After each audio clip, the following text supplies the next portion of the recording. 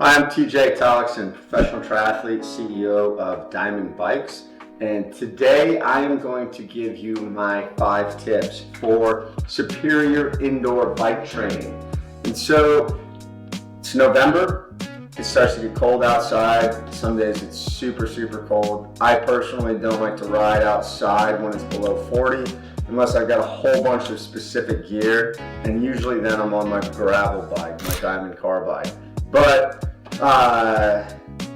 there are some great benefits to training inside. First and foremost is it is super time efficient, so that's a huge benefit. Secondly, you can be really specific about your workout. So as the weather's getting colder, I want to give you my 5 tips on how to set up your indoor cycling setup for success. Step number 1, look at this baby right here. Global Industrial 36-inch fan. That baby pumps out some serious airflow. Airflow is really important. Why? Because when you're inside, you have none. When you're outside, the faster you ride, the more airflow you get. So, when I'm inside, I always put that fan on me, and I almost always put it at an angle so it blows on the side of my body. Second thing, cold. You want to keep this room as cold as possible. So in the summer, there's a vent right here that stays open, and I pump in cold air. I got a zoned air conditioner. I can get this room down in the 50s or 60 degrees so I can get down here. Why do you want it cold? The colder it is, the more power you can put out. The only exception to that, the only exception to the cold air is if you're training for heat. You still want airflow, but then you're going to need this stuff right here. This baby right here is a humidifier, and usually right next to it is a space heater. So if I'm training for Kona, I want to be able to modify the temperature to replicate those conditions. So I've got a little dial right there that tells me the temperature and the humidity in the room.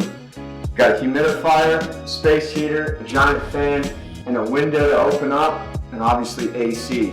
So all winter long, that vent stays closed, so no heat comes in here, and then I just open this window. I open the window, and this room will drop down into sometimes into the 40s while I'm riding down here. And obviously that's a little bit too chilly. I like it in the 50s.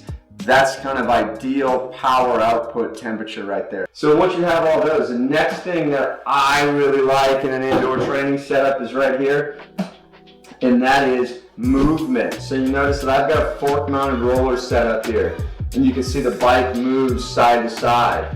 What's really important about that is when you use a rear axle clamping trainer or a direct drive trainer, the saddle doesn't move. And that creates some long-term problems for you, just because when you ride a bike outside, your butt stays on the saddle and the saddle moves with your butt. When you ride a fixed trainer, a rear axle clamping trainer or direct drive trainer, the saddle stays still and your butt rocks all over it. It creates hot spots and chafing where you're not used to seeing it. So my preference, my recommendation to you is get some sort of trainer that can move side to side with you. That's rollers, a fork-mounted roller, or one of these rock and roll kinetic type trainers that move side to side so the bike can move with you. It makes a huge difference in how well you go.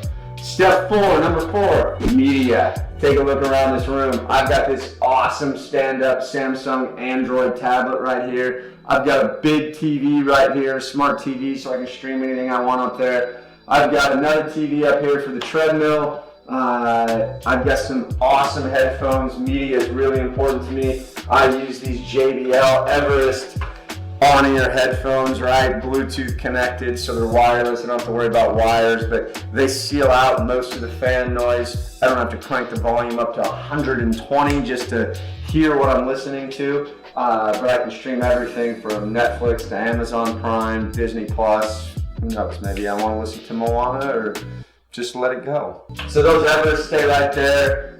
Media is really important to me. That keeps you entertained, obviously, with the tablet and the TV. If you want to ride Zwift or do a workout on Trainer Road, you have that option as well. And lastly is you need your nutrition. And so what you can see here is I've got this awesome stand here. So my media stand here and here, this is both from Cave Competitor. Local Des Moines guy started this company.